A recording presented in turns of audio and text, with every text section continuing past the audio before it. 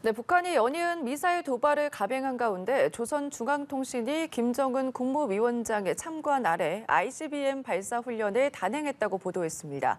한편 한국과 미국, 일본 군 당국은 북한 미사일 경보 정보, 이 실시간 공유 체계 가동에 들어갔는데요. 네, 이와 관련해서 김열수 한국군사문제연구원 안보전략실장과 함께 이야기 나눠보도록 하겠습니다. 어서 오십시오. 네, 안녕하세요. 예, 안녕하십니까. 어제 감행한 대륙간 탄도 미사일 발사와 관련해서 북한이 이제 관련 내용을 이야기를 했습니다. 우선 고체 연료 ICBM 화성 18형 발사 훈련이다 이렇게 네. 얘기를 했거든요. 근데 이전에는 이거를 시험 발사라고 했는데 이번에 발사 훈련이라고 했잖아요. 우선 이 차이부터 좀 짚어주실까요? 용어의 차이는 굉장히 크고요. 네. 시험 발사라고 하는 것은 어떤 무기 체계를 새로 만들어서 그것을 실전 배치하기 전까지 계속해서 정확도와 신뢰성을 높이기 위해서 시험 발사를 해보는 거거든요. 네. 그러니까 시험해보는 것을 이제 시험 발사라고 얘기를 하는 거죠. 그래서 시험 발사를 해서 완전히 이제 이 무기 체계 이상이 없고 신뢰성이 담보가 된다라고 하면 그때 이제 실전 배치하거든요. 그 실전 배치하고 난 뒤에는 이제 훈련이라고 표현을 합니다.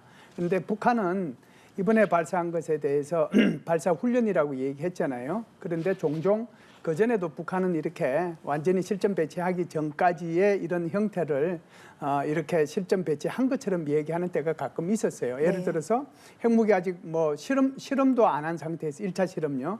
1차 핵실험도 안 한 상태에서 그게 우리는 핵무기 보유 국가다 이렇게 떠벌리기도 했거든요. 과시성 발언도 있다. 이렇게 보시면 될 것 같습니다. 네, 어쨌든 과장된 표현으로 볼 수도 있다 네네. 이렇게도 볼 수 있을 것 같은데 우선은 이동식 발사대 출발 지점, 도착 지점을 공개한 것도 좀 짚어봐야 할 것 같아요. 예, 출발 지점하고 도착 지점하고 한 3km 정도 되는데요. 네. 출발 지점은 이제 뭐 새로 만든 터널이겠죠. 터널에서 나와서 도로로 뭐 한 3km 정도 나와가지고 논밭 한가운데서 이렇게 잘 닦여진 그 도로에서 이제 발사를 했단 말이죠. 네. 이제 그만큼 북한으로 봐서는 이것을 보여주는 것이 여러 가지 의미가 있을 텐데 북한은 이제 사실상 올해 4월 달에 이 화성 18형을 최초에 발사를 하고 그다음에 7월 달에 두 번째 발사하고 이번에 세 번째 발사를 네. 했잖아요. 그러면은 봄에 한 번 발사를 했고 그다음에 여름에 한 번 발사를 했고 네. 그리고 이번에는 겨울에 발사를 네. 했거든요. 그래서 계절에 관계없이 이만큼 신뢰성이 있다라고 하는 것을 과시하고 싶은 욕망이 하나 있고요. 예. 두 번째는 이제 그전에는 다 원래 지정된 지점에서 이렇게 발사를 했는데 이번에는 3km 이동하는 것을 일부러 보여줬거든요. 이것은 기동성이 있다는 것을 보여주기 위해서 그렇게 한 거고요. 네. 세 번째는 이제 터널에서 나와서 발사했잖아요. 터널에서 나와서 3km를 이동해서 발사를 했으니까 우리는 이렇게 은폐해 있다가 순식간에 우리가 발사할 수 있다. 그러니까 한국이 얘기하는 킬체인으로 우리를 타격하기 전에 우리가 먼저 때리겠다. 이런 얘기를 이제 하고 싶었던 거죠. 그래서 아마 이런 것들을 일부러 노출하고 보여주고 공개하고 그러지 않았나라고 생각을 하는데요. 네. 그럼에도 불구하고 제가 생각할 때는 북한이 이런 그 화성 18형에 대해서 굉장히 은밀하게 이렇게 쏘고 싶고 그래도 사실상 우리 한미 정보 당국에서 이를 파악한 것은 벌써 며칠 전이거든요. 14일 정도고 이게 발사한 게 어제면은 그 날짜가 한 4일 정도 차이 나잖아요. 김태호 그 국가안보실 네. 제1차장이 미국에서 NCG 2차 회의하러 갈 때 그때 이제 한 발언이 아마 기억이 나실 분들은 기억이 나실 텐데 아마 곧 북한이 ICBM을 발사할 가능성이 있다 그 얘기했거든요. 네. 그 말의 의미가 무엇이겠어요? 다 알고 있다는 거예요. 그리고 발사했으니까. 그리고 저기 인도 태평양 사령관은 발사하기 이틀 전에 이미 이걸 발사할 줄 알고 관련되는 그 함정들을 필요한 곳에다가 다 이동 배치했다라고 하는 거거든요. 북한이 아무리 이걸 그 고체형 연료를 가지고 은폐해가지고 기습 사격을 하려고 하더라도 예. 한미 정보 당국이 가지고 있는 다양한 정보 또 정찰 자산들을 이용을 해서 사전에 파악할 수 있다라고 하는 것을 북한한테 얘기하고 싶고요. 또 하나는 우리 국민들에게도 너무 그렇게 걱정 안 하셔도 아무리 북한이 이렇게 기습을 하기 위해서 이렇게 터널에서 나와서 이렇게 발사를 하더라도 이것을 이미 파악하고 있다는 것을 말씀을 드리고 싶습니다. 네, 어쨌든 이런 과정을 공개한 것도 과실성으로 보여주고 싶었다 이런 말씀이신 거잖아요. 그렇죠. 북한은 그렇다면 또 고체 연료를 쓴 거를 굉장히 강조를 했거든요. 네네. 이것도 좀 비슷한 의미로 받아들여야 할까요? 그렇죠. 이제 지금 우리가 장거리 미사일이라고 하는 것이 화성 14형부터 14형, 15형, 17형 네. 이것은 전부 다 액체 연료예요. 그리고 이제 드디어 올해 2월달, 4월달, 7월달 이번에 이제 세 번에 걸쳐서 이 고체 연료인 화성 18형을 발사했거든요. 그래서 액체 연료하고 고체 연료가 가지고 있는 근본적인 장단점이 있어요. 네. 액체 연료라고 해서 뭐 장점이 없는 건 아니고요. 그럼에도 불구하고 이런 은밀성이나 이런 연료의 그 안전성 그리고 안정성 이런 것들을 비교해 보면 고체 연료는 말 그대로 연료 자체가 고체잖아요. 그러니까 네. 항상 같이 무게하고 같이 있을 수 있거든요. 그리고 필요로 하면은 바로 나와가지고 필요한 곳에서 자기네들이 발사할 수 있는 것이 바로 이 고체 연료가 가지고 있는 장점이죠. 반면에 이제 액체 연료는 이제 연료 자체가 이제 불안정하고 주입하는데 오랜 시간이 걸리기 때문에 우리한테 들킬 수 있는 확률이 많죠. 네. 그런데 북한이 2월달, 4월달, 7월달에 4월달, 7월달 이번에 발사한 고체 연료도 이미 한미 정부 당국에서 다양한 정찰 자산을 통해서 적어도 2, 3일 전 이상에 파악하고 있다. 이것을 이제 동시에 좀 말씀드리고 싶습니다. 그럼에도 불구하고 액체 연료보다는 고체 연료가 훨씬 더 신속성, 은밀성, 은닉성 이것은 더 높다라고 말할 수 있습니다. 알겠습니다. 어쨌든 북한의 ICBM 발사가 올해에만 5번째입니다. 어떻게 보면 이례적인 상황인데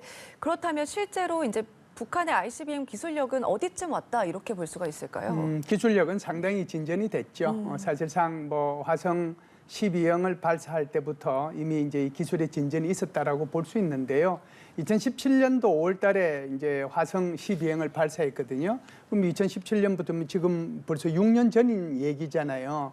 그리고 이제 화성 12형, 14형, 15형, 17형 그리고 이제 18형까지 발사를 해서 사실상 중장거리 미사일은 기술력이 상당히 축적이 됐다 이렇게 보는데요. 네. 그럼에도 불구하고 이것이 실전 배치돼서 과연 제 성능과 기능을 발휘할 수 있는가에 대해서는 여전히 의문을 가지고 있습니다. 왜 그러냐면 이것이 지금 고각으로 발사를 했잖아요. 80도 이상의 고각으로 발사해서 뭐 한 6,500km 넘게 올라가 가지고 뭐 수평으로는 한 1,000km를 비행을 했다 이렇게 나오는데 네.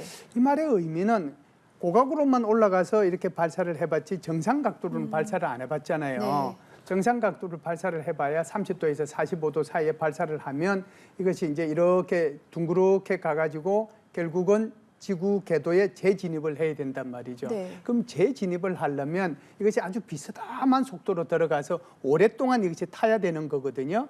그런데 이렇게 바로 올라서 내려오면은 이게 탈 수 있는 그 기간이 짧아요. 그런데 아주 비스듬하게 내려가면 긴 기간이 소요가 되는데 그것을 북한이 지금 만들어 놓은 거 가지고 견뎌낼 수 있을 건가? 네. 그것이 이제 재진입 기술이고요. 네. 두 번째는 이제 중요한 것은 목표 지점을 찾아가야 될 거 아니에요. 네. 그래서 목표 지점을 제대로 찾아갈 수 있는 이 기술 여기에다가 이제 하나를 더 덧붙인다면 북한이 지금 추구하고자 하는 것이 하나의 핵무기만 실는 거거든요. 네. 그런데 지금 이제 이 ICBM이 아주 고도로 발전된 그런 미국이나 러시아나 중국 같은 데에서는 하나의 미사일을 발사를 해가지고 탄두를 서너 개씩 실는단 말이죠. 소위 말해서 다탄두 기술이라고 얘기를 해요. 그러니까 예를 들면 미국으로 발사했을 때 하나는 뉴욕으로, 하나는 워싱턴으로, 뭐 하나는 뭐 LA로 이런 식으로 가는 것이 다탄두 기술이거든요. 네. 그래서 지금 북한이 여러 번에 걸쳐서 이런 ICBM을 발사를 하고 시험 발사를 했던 훈련을 했지만 아직까지도 그 기술 자체는 엄청난 기술적 축적이 있었음에도 불구하고 정상 각도 발사를 안 했기 때문에 재진입 기술이라든지 목표를 정확하게 찾아가는 기술이라든지 다탄두 기술은 아직 증명이 안 됐기 때문에 여기에 대한 것은 많은 의문이 있다 이렇게 네. 볼 수 있습니다. 알겠습니다. 우선은 고각 각도로 쐈기 때문에 만약에 그렇다면 ICBM을 정상 각도로 쏜다면 지금 같은 성능으로 봤을 때 미국 본토를 타격할 수 있는 성능이다. 이런 분석도 좀 그럼요. 있더라고요. 화성 14형부터 네. 14, 15, 17, 18형 모두가 다 이게 정상 각도로 쐈을 때는 미국 본토를 타격할 수 있어요. 네. 그게 이제 워싱턴과 그 뉴욕까지 갈 수 있느냐 못 가느냐는 그 조그만 차이는 있지만 지금은 이제 화성 17행이나 화성 15행 같은 경우는 워싱턴하고 저기 뉴욕까지 갈 수 있는 거고요. 화성 17행은 미국 본토 전체를 다 커버할 수 있는 거고요. 화성 18행 같은 경우도 이번에 쏜 거 같은 경우에는 고도가 6,500km 넘거든요. 이걸 이제 수평으로 갔을 경우에는 미국 본토를 다 타격할 수 있는 그런 사거리가 되지 않겠는가라고 하는 것이 전문가들의 분석입니다. 알겠습니다. 우선은 주목해야 될 게 북한의 도발 양상을 좀 짚어봐야 네네. 할 것 같거든요. 지난달 이제 세 번째 시도 만에 정찰 위성 성공을 했습니다. 이거를 눈이라고 한다면 ICBM은 주먹이라고 할 수 있을 텐데 이게 두 개가 합쳐지면은 더 큰 타격이 있는 것 아니냐 이런 우려의 목소리도 나오더라고요. 그렇죠. 네. 그렇죠. 이 부분은 그래서 좀 어떻게 봐야 될까요? 맞아요. 북한이 계속해서 이제 이렇게 능력을 강화시켜 왔던 부분이 주먹이거든요. 예. 그래서 이제 화성 시리즈를 통해 가지고 화성 17행까지는 14, 15, 17까지는 전부 다 액체 연료, 그리고 18행은 이제 고체 연료를 바꿔 가지고 그런 엄청난 주먹이 이런 게 있다라고 하는 것을 미국한테 과시한 거잖아요. 네. 근데 중요한 것은 이런 주먹만 가지고 있을 뿐이지 내 눈은 없단 말이죠. 그러니까 이제 고정된 표적에 대해서는 눈이 없어도 가서 표적을 때릴 수는 있지만 이동하는 표적에 대해서는 눈이 없으면 아무 소용이 없거든요.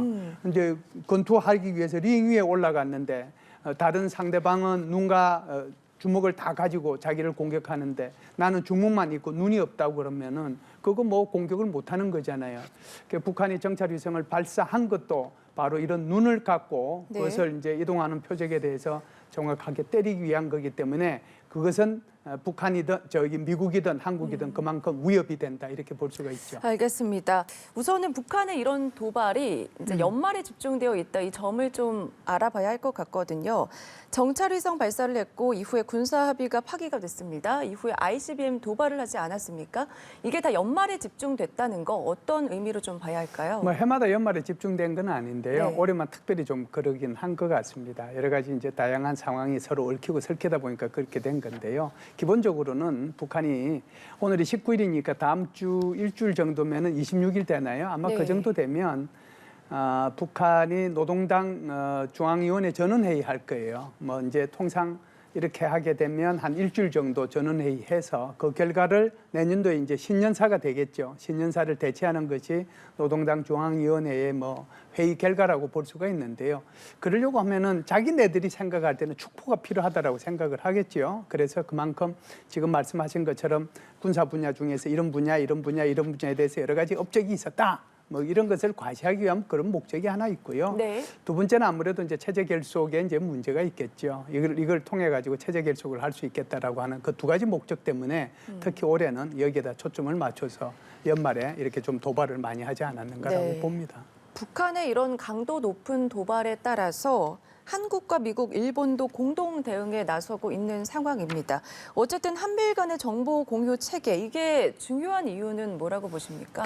그러니까 이제 북한이 예를 들어서 미사일을 쐈으면 이제 한국하고 미국하고는 이제 정보 공유하는 체계가 구축이 이미 돼 있어요. 네. 그래서 이제 서로 정보를 공유하는데 또 미국하고 일본하고는 정보를 공유하지만 한미일이 이제 정보를 공동으로 공유할 수 있는 것은 아니거든요. 이게 사실상 정보라고 하는 것은 정확해야 되잖아요. 그러려고 네. 하면은 가능하면은 정보 자산이 많으면 많을수록 좋은 겁니다. 한국이 가지고 있는 정보 자산, 미국이 가지고 있는 정보 자산은 뭐 군사 정찰 위성을 포함해 가지고 굉장히 많죠. 그리고 이제 일본이 가지고 있는 이제 정찰 자산과 그리고 군사 위성, 그리고 이지삼 이런 것들이 이제 통합해서 북한에서 발사하게 되면 그 발사의 위치 그리고 비행 궤적 그리고 이제 이것이 도착하는 지점 이런 것들에 대해서 서로 실시간으로 정보 공유를 하는 거거든요. 그럼 이것을 이제 가만히 생각하면 그거 북한이 발사한 거 실시간 정보 공유하는 게 그래 그 실시간 정보 공유 그게 무슨 의미냐 이렇게 생각할 수 있는데 네. 이게 굉장히 중요한 의미가 있는 게 지금은 시험 발사잖아요. 또는 훈련이고 그런데 이게 실전이라고 생각해 보세요. 직접 이것이 대한민국을 날아오거나 또는 일본으로 날아가거나 미국으로 날아가면 실시간 정보 공유가 제대로 된다면 여기에 대응할 수 있는 시간을 버는 거죠. 그러면 대응할 때 어떤 대응 수단을 사용해야 될지 일본 거를 사용해야 될지 한국 거를 사용해야 될지 미국 거를 사용해야 될지 네. 결정할 수 있는 거잖아요. 그만큼 한미일이 이런 조기 경보 체계를 구축했다라고 하는 것은 굉장한 의미가 있다. 방어 차원에서 보면 네. 그렇습니다. 한미일 안보 공조가 더 강화하는 사이에 중국은 이제 북한과 밀착하는 모습도 보이고 네네, 있는 네. 상황이거든요. 예. 북한이 ICBM 도발한 날에도 뭐 항상 지지하고 신뢰한다 이런 얘기를 했습니다.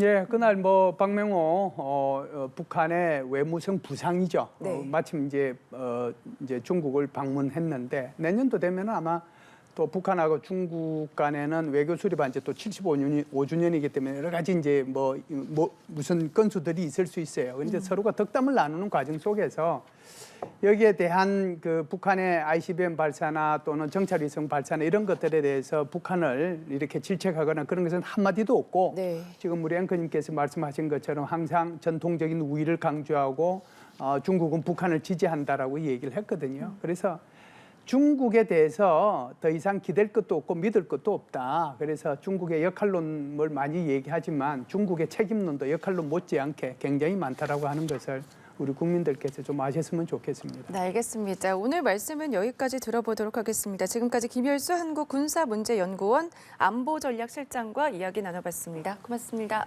감사합니다.